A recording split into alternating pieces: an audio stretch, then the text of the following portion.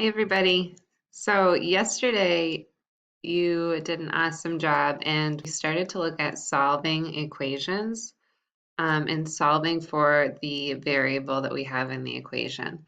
Today, we're going to build off of that, and it's going to be pretty similar, but now you're going to see that in the equations we're looking at, there's going to be variables on both sides of the equal sign. So, for example, there's an equation on your screen. For what value of y will 6y, so I'm going to underline our equation, 6y minus 7 equals 2y plus 9 be true? So the only difference with today is that now instead of having a variable on just one side of the equal sign, we see it on both sides.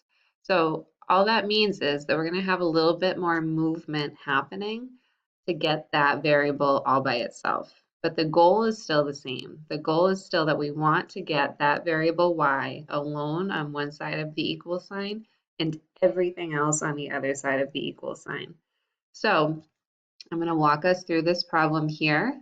Make sure in your notes you're writing it down exactly as I am doing it. So again, our goal is to get that y by itself on one side and everything else on the other side. I'm still, like yesterday, going to be using my inverse operations. So I have addition and subtraction are inverses, and then multiplication and division are inverses. So that's what I'm still going to be thinking about as I go through these processes. So first, I am going to work on moving on my left-hand side. I'm going to look for that -7 and move that to the other side. So same thing as what we talked about yesterday. The opposite of subtracting 7 would be adding 7. Okay, so I'm going to add 7 on this side and add 7 on the right-hand side. I'm going to draw my line. And just like we did yesterday, I'm going to bring everything down. So I have my 6y. The 7 and -7 cancel out, so they are just 0. They're gone. And now I have 2y, positive 9, plus 7.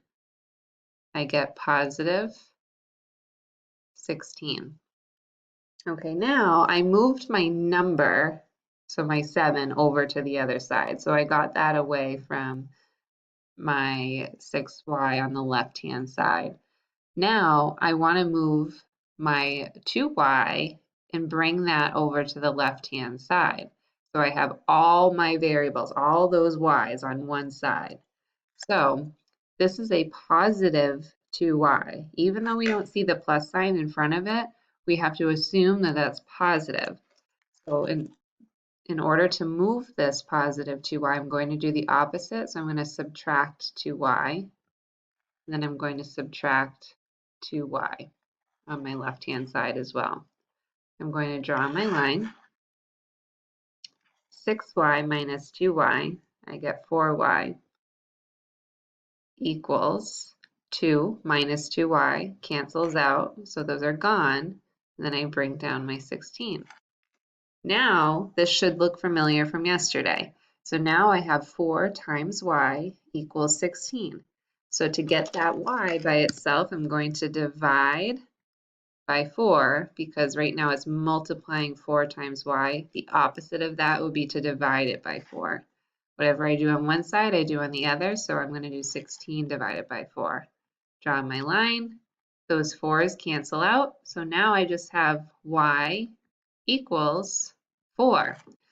Now to check this, just like I did yesterday, I'm going to plug that y into my original equation, but now I should have the same number on both sides when I plug that in.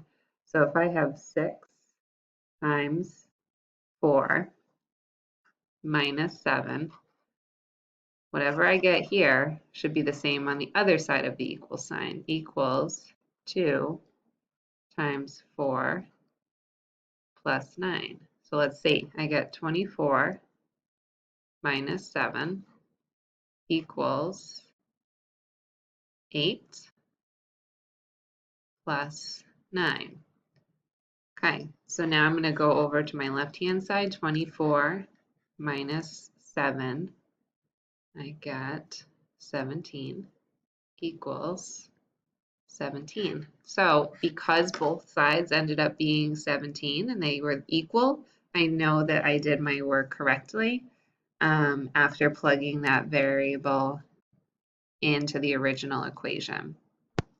Okay, this is an example of showing the same problem that we just did. Let me go back. Right here, 6y minus 7 equals 2y plus 9. But this is showing how you can use the guess and check method that we talked a little bit about yesterday. So you can just simply go through and guess a value for y and plug it into both sides of the equal sign and see if you get the same number. So here they guessed 2. They plugged in that 2. On the left-hand side, they ended up with 5, and on the right-hand side got 13. Both sides were not equal, so they guessed again. So here we tried 3. Again, we got 11 and 15. Both sides are not equal, so they continued to guess and chose 4, which did lead to those equal sides.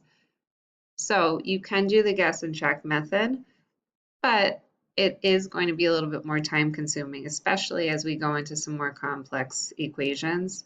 So it's very helpful to have the process that we did on the previous slide, just so that you know how to get right to that variable value.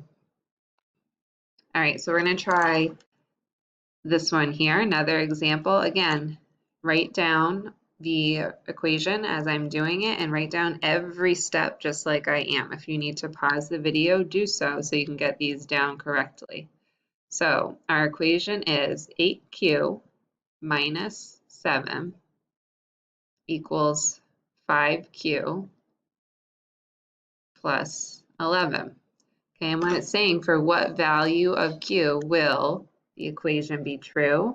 What that's asking you is to find the value of that variable q. So like I did before, I need to get that q alone on one side of the equal sign and everything else. I always like to, if I have a negative number, I like to start by moving that first because it's going to kind of help me keep things positive. So I have a negative 7 on my left-hand side. I'm going to add 7 because that's my inverse operation. And then I'm going to add 7 on my right-hand side. Notice I'm only adding it to the numbers, right? I don't add it to the q because like we talked about with simplifying, I can't add it to the q term. I can only add it to a like term. So that's why I'm only adding it to the numbers over here. So now I'm going to bring down everything. So I have 8q. Negative 7, positive 7 cancels out. Equals 5q plus 18. Okay, so now I need to get all of my variables on one side. So I need to move the q's to the other side. So I'm going to, this is a positive 5q, so the opposite would be minus 5q. I'm going to minus 5q on the other side.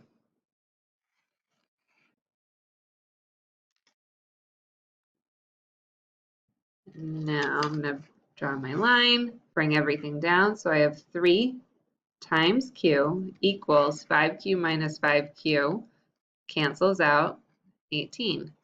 3 times q, the opposite of multiplying times 3 would be to divide by 3. So I'm going to divide by 3 on the right. So now my 3's cancel out. I have q equals 18 divided by 3. I get 6. If I go through and plug in my value of q into the original equation, both sides should get the same answer. So let's try that out. So if I have 8 times 6 minus 7 equals 5 times 6 plus 11. So I get 48 minus 7 equals 30 plus 11. Okay, so 48 minus 7, I'm going to get 41 equals 41. So I know I did my work correctly.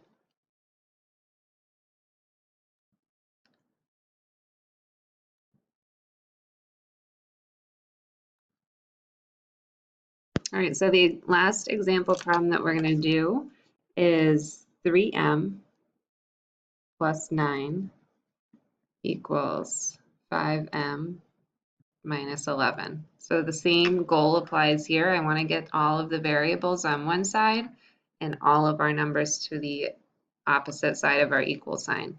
So I'm going to start with that negative 11 and move that first here. So the opposite of negative 11 is positive 11. So whatever I do on one side, I have to do to the other. Draw my line, bring everything down. So now I have 3m plus 20 equals 5m, and my 11s cancel out. So now I want to move this 3m to join over with this 5m over here, so I can get all of my m's on one side. So the opposite of positive 3m would be minus 3m. So I'm going to subtract 3m on this side as well. Draw my line. These m's cancel out. I'm going to bring down my 20, and then I have 2m. So now I want to get my m all by itself and get rid of this 2. So the opposite of multiplying 2 times m would be to divide by 2. And I'm going to divide by 2 on my left-hand side. 20 divided by 2, I get 10. And then my 2's cancel out right here, and I get m equals 10. Same thing, if I go back and plug that in to both sides of the equation, I would have, switch my color. So now I have 3 times 10, plugging in that value of m, plus 9. I'm going to see what I get there. So I get 30 plus 9 equals 39. Okay, and now I'm going to try the same thing with my right-hand side of the equation. So 5 times 10 minus 11. So I now have 50 minus 11, and I also get 39. Because those match, I know that my value of m is correct.